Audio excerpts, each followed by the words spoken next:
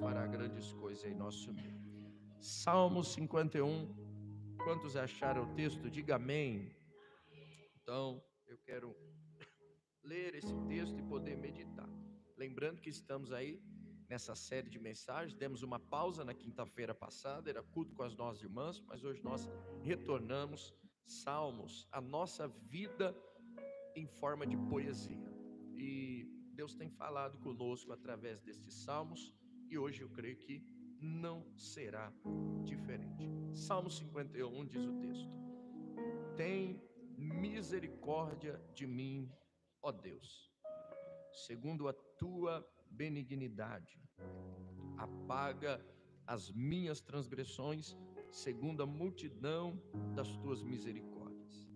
Lava-me completamente da minha iniquidade e purifica-me do meu pecado, porque eu conheço as minhas transgressões e o meu pecado está sempre diante de mim.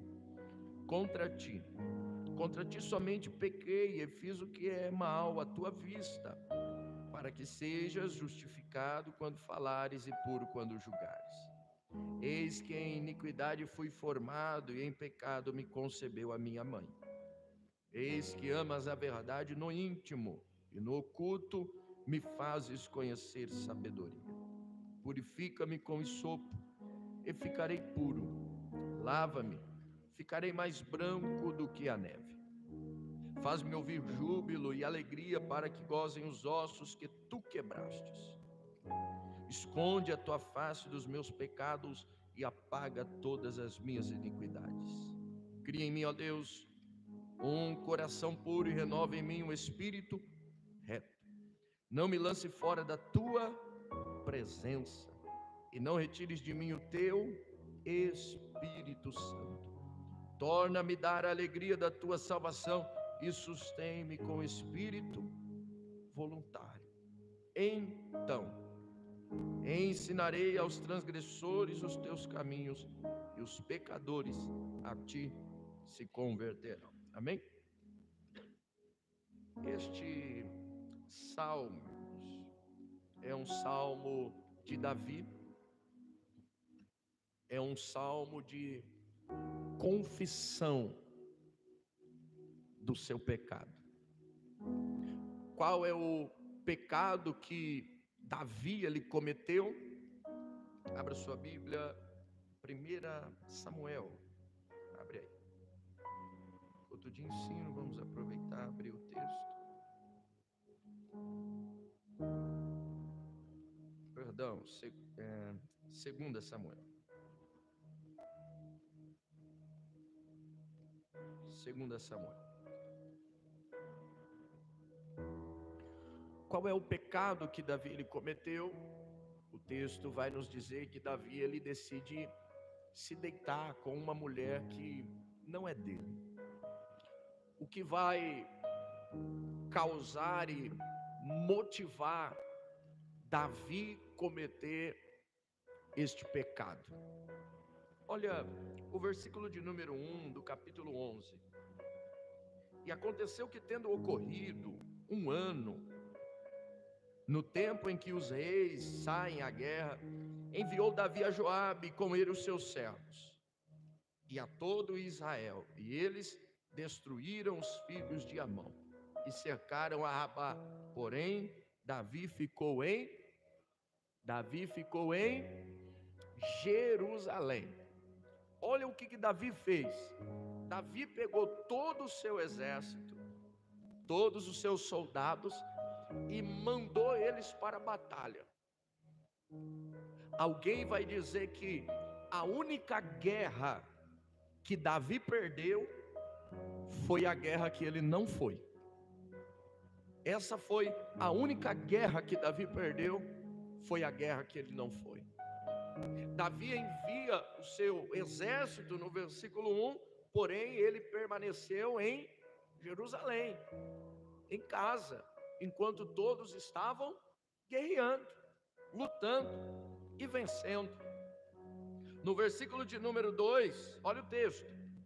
E aconteceu que numa tarde Davi se levantou do seu leito e andava fazendo o quê? Andava fazendo o quê? Passeando. Enquanto o povo está na guerra, Davi está como? Passeando. A primeira brecha que se tem para o pecado é quando a gente não está fazendo nada. Já ouviu aquela expressão, mente vazia? Davi deixou todo mundo na guerra, mas ele não está fazendo nada. E quando ele não está fazendo nada, é a brecha para ele pecar diante de Deus. Então, se houvesse um segredo para não pecar, esse segredo seria: trabalhe e não fique parado. Porque tem muita gente que peca, porque tem muita gente parada e sem trabalhar. Pode perceber que nos lugares, as pessoas que mais reclamam são aquelas que não fazem nada. Você já percebeu? A pessoa que mais reclama de dízimo e oferta é aquele que não dá nada. Mas ele é o que mais reclama, é o que mais critica, porque a mente dele está vazia. Ele não procura se ocupar com as coisas de Deus. E quando eu não estou ocupado com as coisas de Deus, eu ficarei ocupado com as coisas de Satanás. Então, qual é o segredo para não pecar? Se ocupa com as coisas de Deus. Não deixe a sua mente vazia, porque se você não se ocupar com as coisas de Deus, com alguma coisa, você vai acabar se ocupando. É o que acontece com Davi. Qual é o chamado de Davi? Davi é para você ser rei. Para quê? Para guerrear, vencer as batalhas. Mas qual é a decisão dele? Ficarei em casa, vou passear por aqui e eu não vou fazer absolutamente nada. É onde Satanás decide trabalhar e lançar uma setinha. E Davi então cai nisso. Olha o que o texto diz: levantou-se do seu leito e andava passeando no terraço na casa real, e viu do terraço a uma mulher que estava se lavando, e era esta mulher muito formosa à vista. O que Davi fez? Versículo 3: e mandou Davi indagar quem era aquela mulher, e disseram: porventura não é esta Batseba, filha de Eliã, mulher de Urias, o heteu? O que Davi fez no versículo 4? Então enviou Davi mensageiros e mandou trazê-la, e ela veio, e ele se deitou com ela, pois já estava purificada da sua imundície. Então voltou ela para a sua casa. Olha o versículo 5: e a mulher concebeu e mandou dizer a Davi: estou grávida. Você sabia, olhando para esse texto, você sabia que o pecado tem fruto?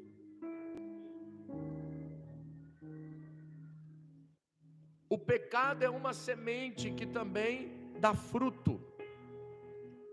É por isso que quando Deus ele nos chama em João, capítulo de número 15, ele vai dizer: olha, não fosse vós que escolheste a mim, eu escolhi a vós, vos noviei para que vades e dê fruto, o vosso fruto permaneça. E ele também vai dizer que vocês possam ser dignos de produzir frutos de arrependimento. Então nós aprendemos que na presença de Deus nós podemos dar fruto, mas na presença do pecado nós também podemos dar fruto.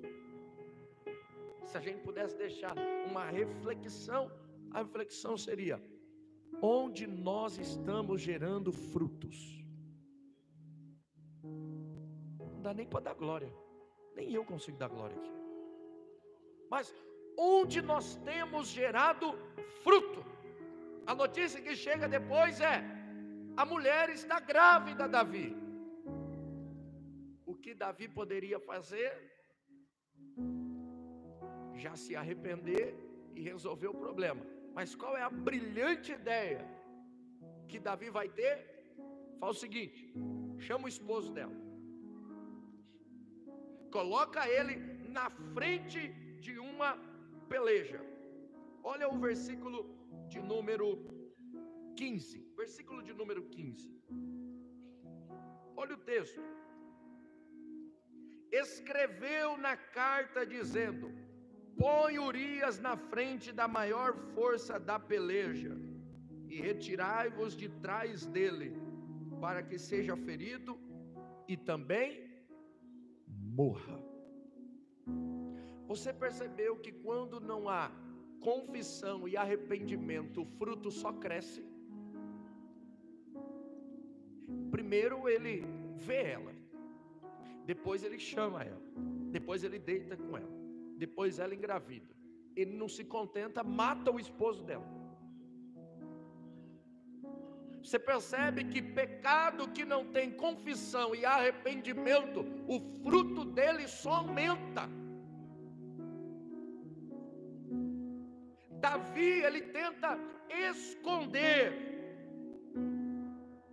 o que ele comete, só que ele pode esconder dos seus servos, dos seus soldados, daqueles que estão dentro da sua casa, mas diante de Deus não dá para esconder. E um dos maiores erros que nós temos é querer se esconder de Deus. Isso é desde o princípio. Quando Adão ele peca, qual é a brilhante ideia que Adão vai ter? Vou me esconder para ver se eu resolvo o problema.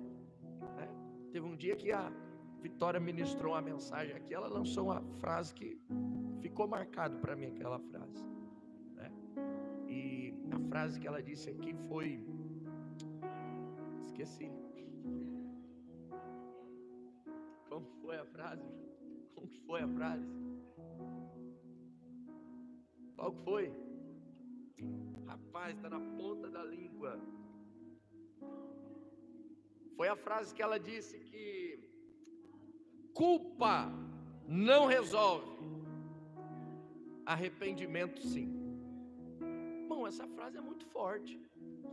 Culpa não resolve, arrependimento sim. Pode anotar, irmão, posta até no teu status lá, que isso é muito forte.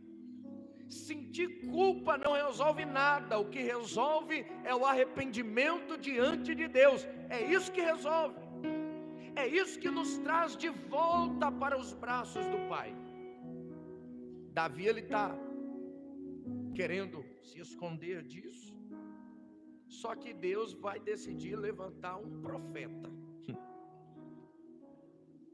Um dia Davi está lá na sua casa, e de repente alguém vai bater na porta. Davi vai dizer: mas quem será que é? Ele olha para os irmãos: vocês marcaram alguma coisa com alguém? Está esperando visita? Mas não estou esperando não, ninguém. De repente ele abre os portões. Quem está lá? Profeta Natã. Quem já ouviu falar do profeta Natã? Ele é falado muito pouco, porque profeta que é profeta, irmão, ele só aparece quando Deus quer mesmo. Mas quando ele aparece com força. Quando ele aparece lá, olha o capítulo 12. Põe o capítulo 12, versículo de número 1. Olha só, olha o texto. E o Senhor enviou Natã a Davi. Sabe o que Deus está dizendo? Davi, se você não confessar, eu vou mandar um Natã aí, mas nós vamos resolver esse negócio. Apresentando-se ele a Davi, disse-lhe. Aí ele vai contar uma historinha para Davi. Olha a historinha que Natã vai contar para Davi. Havia numa cidade 2 homens. Quantos homens? 2 homens. Um rico e outro pobre. Verso 2. O rico possuía muitíssimas ovelhas e vacas, mas o pobre não tinha coisa alguma, senão uma pequena cordeira, que comprara e criara, e ela tinha crescido com ele, e com seus filhos. Do seu bocado comia, e do seu copo bebia, e dormia em seu regaço, e a tinha como filha.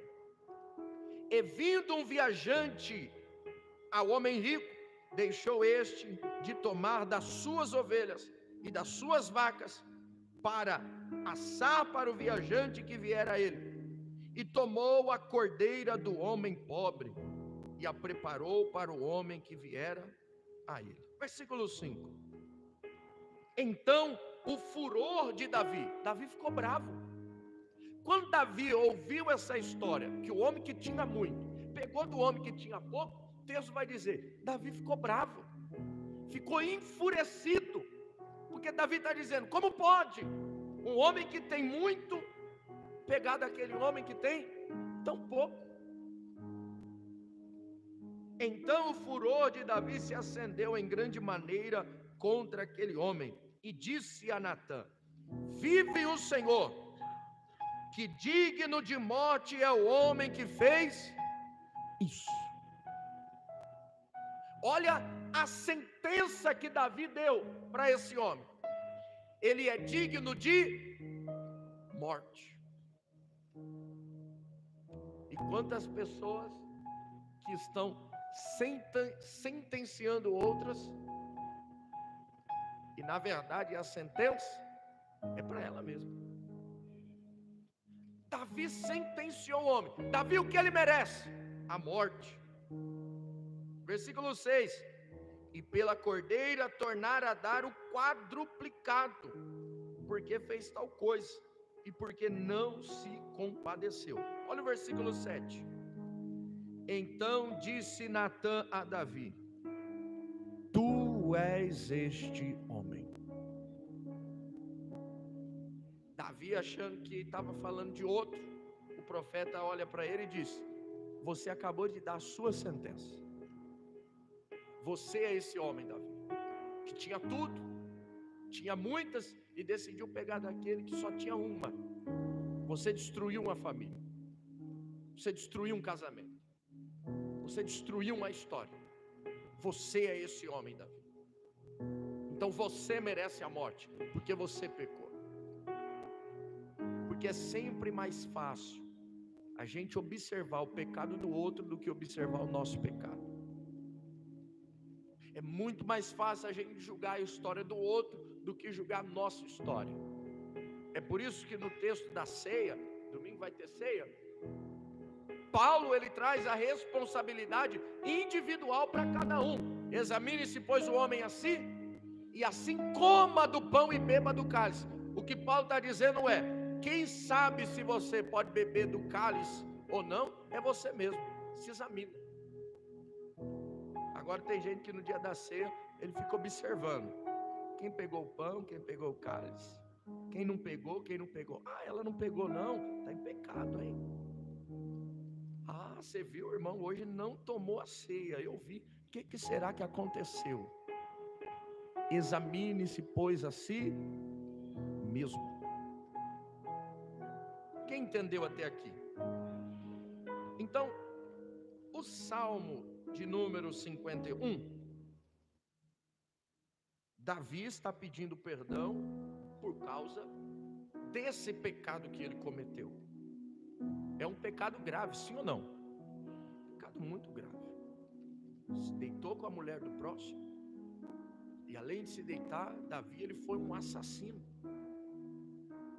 Agora, tem uma coisa que nos chama a atenção nesse Deus de Davi e no próprio Davi, porque esse Deus vai olhar para esse Davi, e Davi vai ser o único que vai ter o título: Um homem segundo o coração de Deus.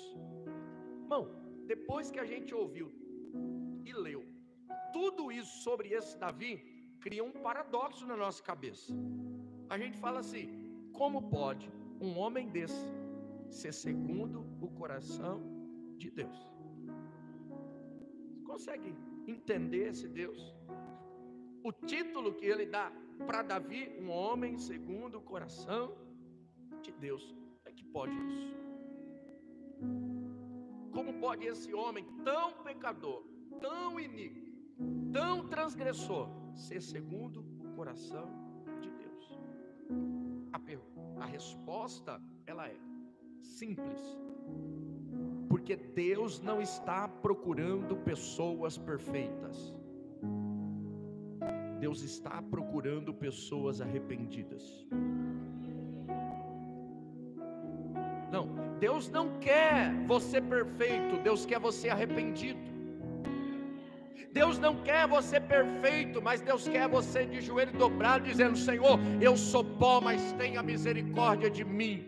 Senhor, eu sou fraco, mas Tu é forte. Eu sou imperfeito, mas Tu, Senhor, é perfeito. Eu sou sujo, mas a Tua palavra pode me limpar, pode me purificar, pode endireitar os meus caminhos. Tu pode, Senhor.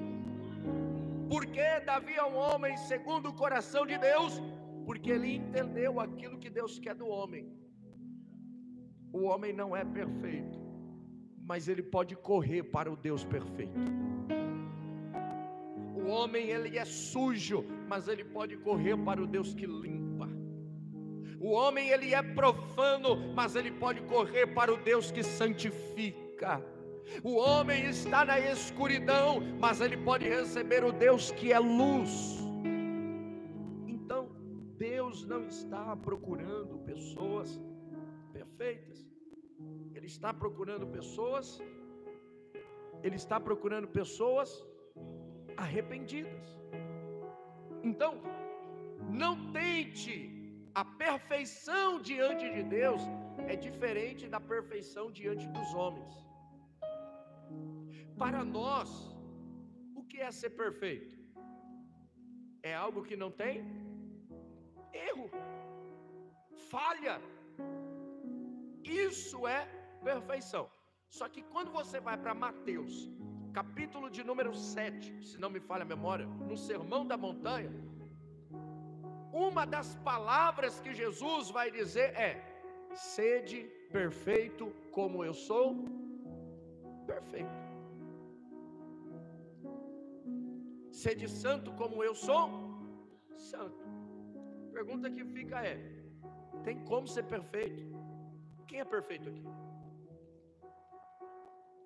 É possível Jesus pedir para nós algo que nós não somos capazes de fazer? Não. Ele só pede aquilo que é possível a nós, ou que Ele nos capacitou para tal. Então, diante de Deus, ser perfeito não é não errar, mas é até errar, mas reconhecer o seu erro, se arrepender, pedir perdão a Deus e se consertar diante dele. É por isso que em 1 João, capítulo de número 2, o apóstolo vai estar escrevendo, e a palavra dele vai ser: filhinhos, escrevo-vos para que não pequeis. Todavia, se vocês pecarem, temos um advogado, Jesus Cristo justo para com Deus Pai. O que ele está querendo dizer é: filhinhos, o ideal é não pecar, mas se pecar ainda tem uma solução, que é na bendita pessoa de Cristo Jesus. Ele é justo para todo aquele que confessar, receber o perdão da parte de Deus. Sabe por que muitas pessoas deixaram de exercer a chamada de Deus? Porque pecaram, se envergonharam do seu pecado e decidiram: sair da mesa de Deus do que sair da mesa do pecado. E por causa disso, deixaram de fazer aquilo que foram chamados para fazer. Porque quando nós pecamos, há algo chamado setas de Satanás, que vem sempre para quê? Nos acusar. Porque ele é o acusador. E ele vem para apontar as nossas falhas, os nossos erros e tudo aquilo que a gente fez ou cometeu, obscuro diante de Deus, que não é só Deus que vê, mas Satanás também vê. E ele sopra em nossos ouvidos o quê? Indigno, incapaz, você não pode fazer mais, você não tem moral, você não tem condições. O pecado nos impede até de orar, porque quando a gente pega, a gente fica até com vergonha de dizer: Senhor, me dá isso. A nossa mente fica: como é que eu vou pedir isso para Deus se Ele viu o que eu fiz? Mas Deus nos trouxe aqui, irmãos, para dizer: o arrependimento é a chave. O arrependimento é a chave. Enquanto Satanás está soprando em mentes e corações, Deus nos trouxe aqui para soprar arrependimento, porque o arrependimento move o coração de Deus, e o arrependimento faz do coração de Deus sair graça, perdão, amor, e Ele nos reconecta a Ele para continuar a nossa caminhada diante dEle. É alguém olhar e dizer: por esse pecado, Davi não tem mais condições, aleluia. Mas eu gosto de Romanos capítulo 8, a partir do versículo 32, lá no finalzinho, que vai dizer: ora, nem a morte, nem o presente, nem o porvir, nem principados, nem potestades, nada poderá nos separar do amor de Deus que está em Cristo Jesus. Esse Davi vai entender então o segredo, e ele entende que o segredo não é se esconder, o segredo é ele se arrepender. E então Davi, no Salmo 51, em forma de poesia, de canção, ele vai se apresentar diante de Deus, não é diante dos homens, diante de Deus ele vai se apresentar. E na oração dele ele diz: Senhor, versículo 1, número 51, versículo 1, ele vai dizer: Senhor, tem misericórdia de mim, ó Deus. O que é misericórdia? Misericórdia é diferente da graça. Enquanto na graça eu recebo aquilo que eu não mereço, na misericórdia eu deixo de receber aquilo que eu merecia receber. O que Davi merecia receber? A morte. Mas na sua oração ele diz: tem misericórdia. Sabe o que Davi está dizendo? Eu sei que eu mereço a morte, mas eu também sei que o Senhor tem vida. Aleluia. O texto ainda vai dizer que as misericórdias do Senhor é a causa de nós não sermos consumidos. No livro de Lamentações de Jeremias, irmãos, é muito texto, se quiser anotando, depois você acompanhar lá na sua casa. Mas no livro de Lamentações de Jeremias vai dizer que as misericórdias do Senhor se renovam a cada manhã. Alguns vão dizer que a palavra do Senhor não se renova, não. O que se renova a cada manhã é as misericórdias do Senhor. Sabe o que o texto está dizendo? Se elas não renovassem pela manhã Deus matava nós. Porque a gente usa toda a misericórdia na noite toda. Ele está dizendo: eu tenho que renovar, senão eu vou ter que matar esse povo. mas toda manhã a misericórdia dele está renovando. Toda manhã o inferno está soprando, merece morte, mas toda manhã ele está dizendo: eu vou dar vida, aleluia. Toda manhã o pecado está batendo na porta dizendo: eu vou destruir, mas a palavra pela manhã está dizendo: eu vou edificar, eu vou dar vida, eu vou levantar, aleluia. Bendito seja o nome do Senhor. E por que, irmãos? Além de nós usarmos isso, nós precisamos saber disso, porque é isso que nós precisamos pregar para as pessoas que estão no mundo de escravidão do pecado. Nós temos a capacidade de olhar para eles e entender, ainda que você esteja no mais profundo, tem misericórdia para se manifestar na sua vida. Aleluia. É a oração que ele diz. Então, quando ele diz: tem misericórdia de mim, Davi está dizendo: eu reconheço o que eu mereço, e eu mereço a morte. Então ele reconhece aquilo que ele merece. E às vezes é difícil, né?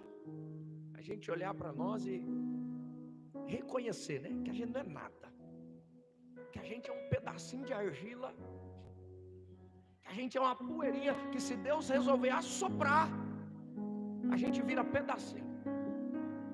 É difícil a gente reconhecer que a gente é um pedacinho de barro, que se Deus der um peteleco de nós, a gente vira pó, tudo de novo.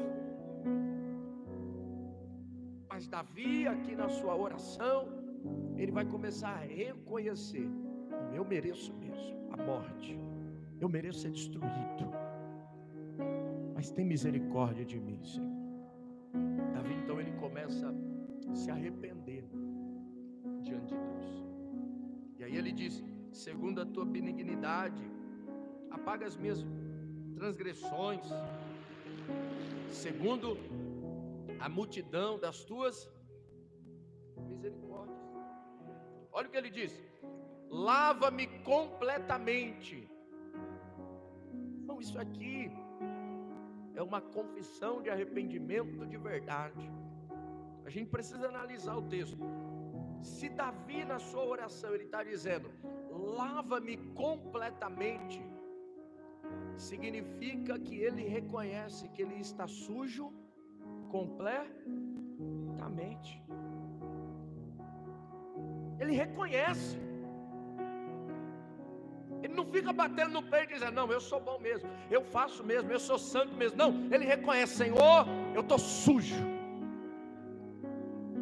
mas eu sei que o Senhor tem uma palavra que pode me limpar,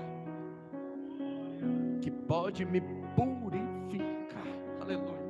Então, lava-me, porque eu estou sujo. Me lava da minha iniquidade e purifica-me do meu. Vou ler de novo. Atenção, irmão, não perca a sua atenção. Isso aqui, irmão, isso aqui é para você levar para a sua vida toda. Isso aqui fala sobre a nossa vida. É a nossa vida em forma de poesia. Lava-me da minha iniquidade. Diga: iniquidade. E purifica-me do meu. Qual a diferença de iniquidade para pecado? Já parou para pensar nisso? Qual é a diferença de um para outro?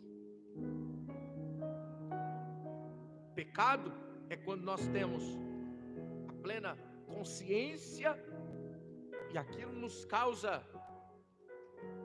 um remorso ainda, um temor dentro de nós. Mas a iniquidade é quando a gente já não sente mais nada. A gente comete e faz como se fosse normal. E vê se Davi não estava na iniquidade. Ele levanta, olha para a mulher. Quem é ela? É a mulher de Urias. Qual a primeira coisa que ele faz? Fala para ela vir para cá e deita com ela, sabendo que ela é esposa. Depois ele descobre que ela está grávida. O que ele decide fazer? Põe ele na frente, que eu vou matar ele. Irmão, sem pensar. O que é isso? Ele já está na iniquidade. Eu vou fazer, não sinto nada, não tem problema.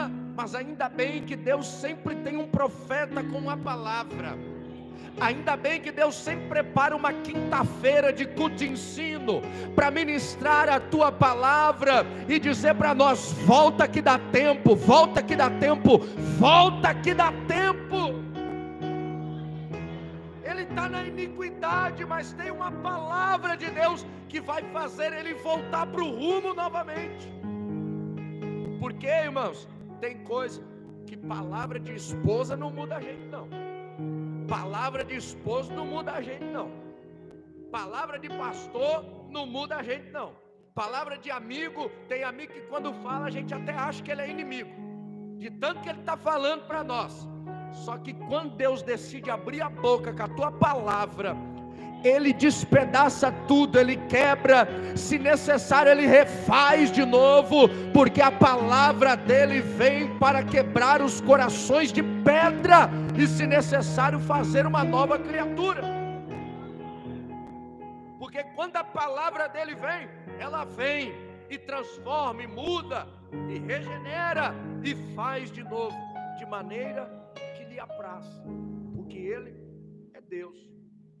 Então, primeiro ele reconhece, ele tem a capacidade de reconhecer agora, ouvindo a palavra do profeta que veio a ele, e ele não despreza a palavra. Irmãos, não despreza a palavra, não despreza a palavra do teu pastor, da tua liderança.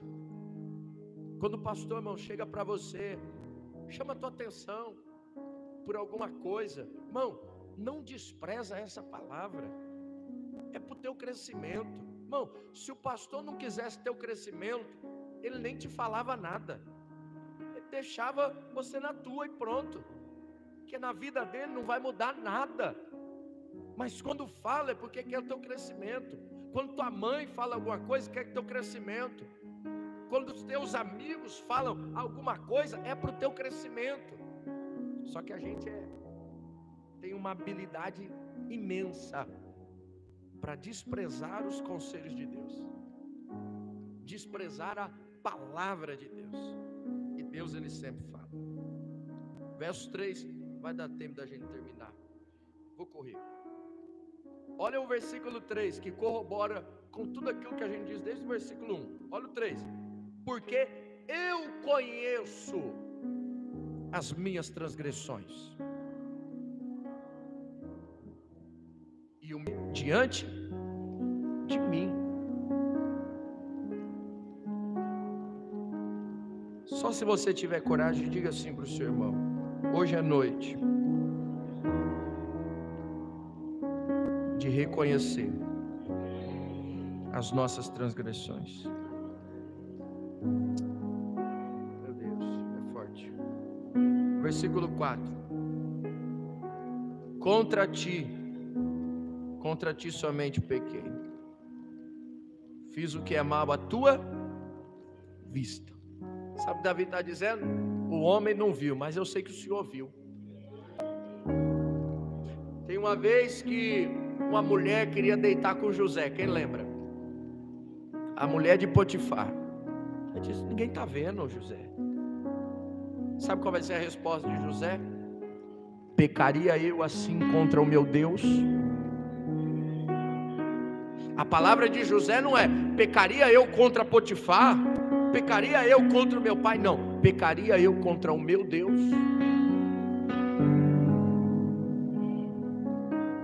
Então Davi está dizendo: eu sei, o homem não viu, mas eu sei, o Senhor viu. O Senhor chegou, o Senhor contemplou tudo. Bom, isso não nos constrange saber que Deus está vendo tudo, tintim por tintim, cada segundo, cada milésimo, Deus está vendo. Deus está sentado no trono e está enxergando tudo. E Davi, ele reconhece: tu viu. Versículo 5: eis que em iniquidade fui formado, em pecado me concebeu minha mãe. Olha o que ele vai dizer no versículo 6: eis que amas a verdade no íntimo. Eu gostei disso aqui. Eis que ama a verdade no... Já percebeu que tem gente que usa a verdade só no raso? Ele só conta o lado A, e o lado A é verdade, mas ele esquece de contar o lado B, que é verdade também. Aí quando você escuta o lado A e você ouve a história, você diz, ele está certo. Aí quando você vai perguntar para ele, mas é verdade isso aqui? Ele vai dizer, mas ele contou o lado B, o lado C, o lado D, que é verdade também. Porque Deus ama, não é só no raso não, Deus ama no íntimo, no profundo. O que Davi está dizendo o Senhor ama a verdade por completo. Não venha querer fracionar a verdade não, anda na verdade por completo, porque Deus ama a verdade no completo, no íntimo, no profundo, no secreto. Deus ama a verdade. E tem pessoas querendo fracionar a verdade de Deus. Irmão, a verdade de Deus não se fraciona. Não usa ela no raso. Porque tem coisa que a gente vive aqui dentro que é verdade, mas lá fora é uma mentira. E a gente está dizendo, não, o Senhor ama no íntimo. O Senhor ama no profundo. O Senhor não é raso. Então eu não posso viver uma meia verdade, porque o Senhor é íntimo, é profundo. Diga para o seu irmão assim, você tem uma cara que vive no raso?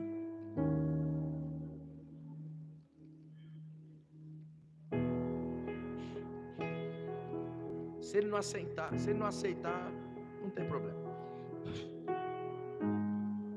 Olha só, e no oculto me fazes conhecer a sabedoria. Versículo 7, purifica-me com hisopo e ficarei puro. Lava-me e ficarei mais branco do que a neve. Faze-me ouvir júbilo e alegria, para que gozem os ossos que tu quebrastes. Quem quebrou os ossos? Quem quebrou os ossos aqui?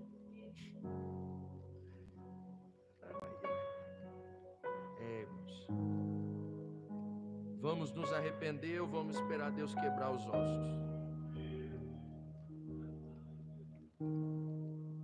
Versículo 9: esconde a tua face dos meus pecados e apaga todas as minhas iniquidades. Versículo 10 é um dos versículos mais conhecidos que se tem citado por Davi. Cria em mim, ó Deus, um coração. Se ele está dizendo para criar é porque ele não tem, ou ele tinha, mas é um coração que se misturou com outras coisas. Mas ele está dizendo, eu quero de novo um coração puro, sem mistura. Irmãos, tem gente, irmão, que ele é bom, mas às vezes ele dá uma misturadinha com o mal. Ele tem boa intenção, mas ele dá uma misturadinha com as más intenções. Ele até serve na igreja, faz com excelência, mas quando dá uma brechinha, ele critica uma coisa ali, ele fala mal ali. O culto foi bom, mas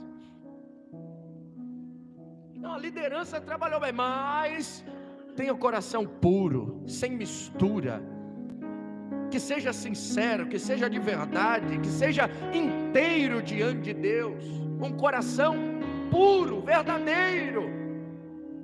Tem pessoas que com o rosto, o semblante, parece que é feito por amor, mas quando Deus olha para o coração, Ele vê tudo misturado, coisa que tudo bagunçado. Mas Davi aqui, ele está dizendo, o Senhor não olha apenas para a face, mas o Senhor também olha para o coração.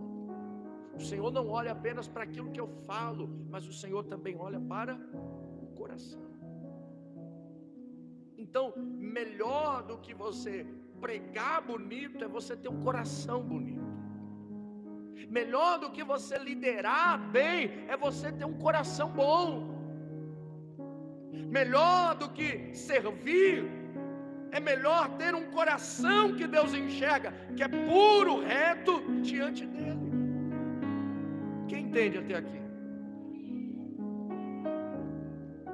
E ele diz: renova em mim um espírito reto. Quando ele diz renova em mim um espírito reto, é porque o espírito dele já tinha se desviado.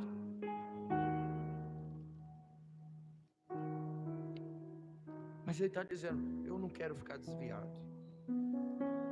Torna-me dar um espírito reto, que não muda a rota. Isso aqui é o que Jó tinha. Jó era um homem reto, íntegro, temente a Deus e se desviava do mal. Ele tinha, irmão Nivaldo, era reto. Era reto. Na beiradinha tem alguém cometendo alguma coisa que não agrada a Deus. Ele não desvia o caminho, ele continua reto.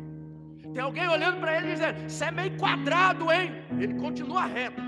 Ei, você vai perder algumas amizades. Ele não se importa, ele continua reto. É por isso que Paulo, ele vai dizer: eu caminho rumo ao alvo que é Cristo, sem me desviar na esquerda e direita. O meu foco é Cristo. Eu vou reto, reto, reto.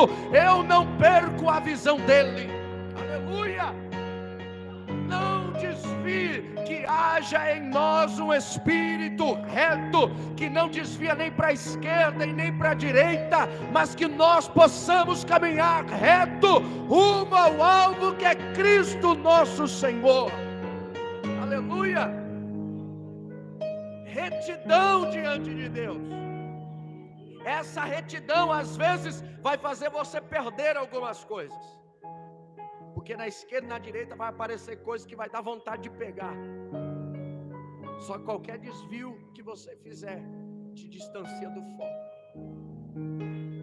Qual é o caminho mais próximo para você chegar no objetivo? Ir reto. Ir reto.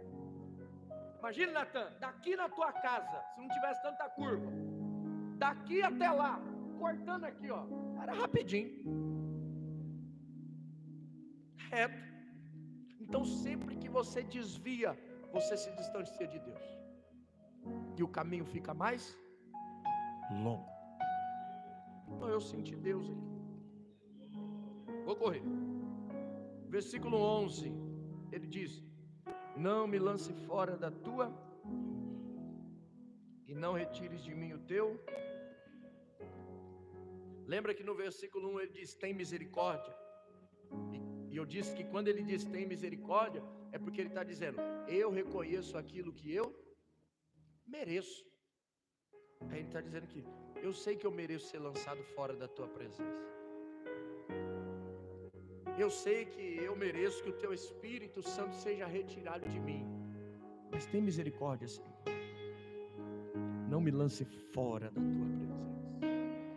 Não retires de mim o teu Espírito Santo. Se fosse alguns, iam se arrepender apenas para não sair do trono, do palácio. Não, eu vou me arrepender, porque senão Deus vai tirar minha cadeira, Deus vai tirar meu trono, Deus vai tirar as riquezas que eu dei. Mas na vida vai dizer: não, se o Senhor me quiser tirar do trono, arranca. Se o Senhor quiser tirar o ouro, a prata, pode arrancar. O trono, o título, a coroa, pode tirar tudo, mas por favor, da tua presença não. O teu Espírito não lança fora de mim, não, não, não. Porque eu pude descobrir que a riqueza maior que eu tenho é estar na tua presença, e o teu Espírito está dentro de mim. Davi está dizendo: o que eu tenho de mais precioso é eu estar no Senhor e o Senhor estar em mim. É o que eu tenho de mais precioso. Aleluia. Versículo 12 e 13, e a gente encerra. Torna-me dar a alegria da tua. Se ele pede alegria porque ele não tem mais. Agora uma pergunta, irmão: você ficaria triste com uns pouquinhos de ouro na tua casa? Eu vou trazer para o nosso meio, vai. Você ficaria triste tendo um milhão lá na tua casa? Eu vou trazer para os nossos dias. Davi está dizendo assim: eu tenho o carro do ano. Qual que é o carro do ano aí hoje? Qual que é? Fala aí. Eu estou tão por fora que eu nem sei qual é o carro. Um Civic, um Corolla 2024. Meu Deus do céu. Eu não tenho nem roupa para entrar num carro desse. Eu nem sei como é, como é que anda. Teve um dia, irmão, eu trabalhei. Vou abrir um parênteses aqui. Teve um dia que eu trabalhei quantos anos no hotel? 3 anos trabalhei no hotel. Um dia chegou um cara lá, 3 horas da manhã. Ele chegou, trabalhava das 10 às 6. Ele chegou com um Civic do ano. Ele falou: eu estou muito cansado, eu vou para o quarto, você não guarda o carro para mim? Eu falei: é hoje que eu ando num Civic. Irmão, eu cheguei lá, o negócio era automático. Não tem freio de mão, é um botão. Eu entrei no YouTube e falei: cadê o freio de mão do Civic novo? Eu não sabia, não tenho roupa para usar aquilo lá. Mas Davi estava dizendo: eu tenho um Civic na garagem, eu tenho um Corolla na garagem, eu tenho um jatinho, tá na moda, né? Uns jatinhos aí. Eu tenho 1 milhão na conta. Mas isso não teve a capacidade de me tornar alguém alegre. Ele está dizendo: mesmo assim eu estou triste, porque eu me desviei do caminho e eu fiquei mais longe da tua alegria. Mas torna-me dar a alegria da tua salvação. Ele descobriu que a maior alegria que ele poderia ter não era em bens materiais, não era numa cura, não era numa porta aberta, mas era na salvação que ele só encontra em Cristo Jesus. Mano, tem gente esperando receber uma cura para ser alegre, uma porta abrir para ele ser alegre, o casamento chegar para ele ser alegre. Mas hoje Deus nos trouxe aqui para dizer: você não precisa de uma cura para ser alegre, você não precisa de uma porta aberta para, você não precisa do carro do ano para ser alegre, você não precisa de uma casa própria para ser alegre. O que você precisa? Da salvação que nós já temos da pessoa de Cristo Jesus. É por isso que somos uma igreja alegre, feliz, porque nós temos a salvação na pessoa de Cristo Jesus. E ele está dizendo: eu perdi a salvação por causa do meu pecado.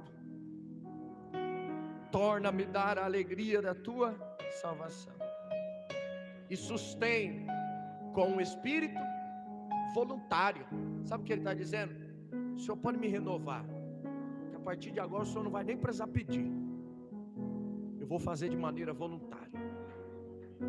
Bom, eu creio que Deus vai levantar pessoas com coração voluntário para a obra do Senhor, que o pastor não vai precisar nem pedir, irmão.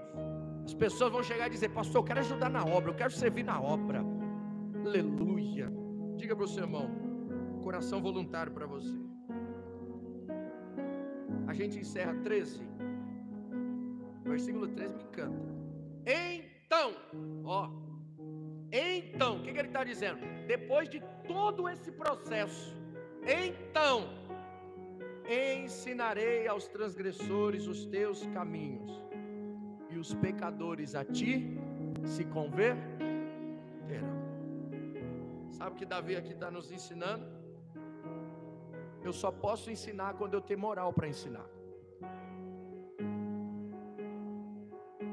Eu só posso ensinar sobre arrependimento depois que eu me arrepender. Senhor, depois de todo esse processo, então eu ensinarei os transgressores os teus caminhos. Eu vou ter moral para falar dos teus caminhos. E quando eu fazer isso, depois desse processo, os pecadores a ti se converterão. Aleluia. Já parou para pensar que talvez tem pecador não se arrependendo, mesmo ouvindo a palavra, pela minha culpa e sua culpa? Porque Davi está dizendo: eu só vou falar do teu amor depois dessa oração, que o Senhor fizer tudo isso. Porque se eu pregar a tua palavra, estando eu precisando da tua palavra, pode ser que ninguém se arrependa e eu seja culpado disso. Então, cuidado como você serve na casa do Senhor, cuidado como você prega, cuidado como você canta, cuidado como você lidera, cuidado como você rege. Cuidado, irmãos, cuidado. O pastor, irmão, ele dá oportunidade, porque ele é homem. O pastor, o máximo que eu consigo ver é teu rosto, mas no íntimo Deus conhece. É diferente do pastor saber e ser colaborador com o pecado. Mas quando o pastor não está sabendo, a liderança não está sabendo, a responsabilidade é individual. Cuidado como nós servimos ao Senhor. Então, eu ensinarei os transgressores os teus caminhos, e os pecadores a ti se converterão. E por que ele vai ensinar o caminho? Porque ele já passou pelo caminho. Você já viu alguém querer ensinar ir para uma cidade que ele nunca foi? Não dá certo. Já viu alguém parar? Quando eu cheguei aqui, irmão, eu fazendo entrega, o pessoal achava que eu conhecia todas as ruas. Não conhecia. Então, os entregadores de fora vinha, Shopee. Cadê as irmãs da Shopee aqui? Meu Deus, revela tudo. Só faltou Deus me dar o nome, o CPF e o endereço. Eles chegavam em mim e falavam: onde que fica tal lugar? Eu dizia: eu não sei, irmão, porque eu nunca passei pelo caminho. Mas hoje, se alguém me perguntar o nome da rua, eu já sei dizer, porque eu passei pelo caminho. Então você só vai saber ensinar sobre o caminho se você passar. E quem é o caminho? Quem é o caminho? Então, eu sei que a gente fala muito, né? Passa Jesus. Mas hoje Jesus está dizendo: passa você. Bora. Dá um glória aí. Irmãos, fique com essa palavra. Deu para se alimentar aqui hoje?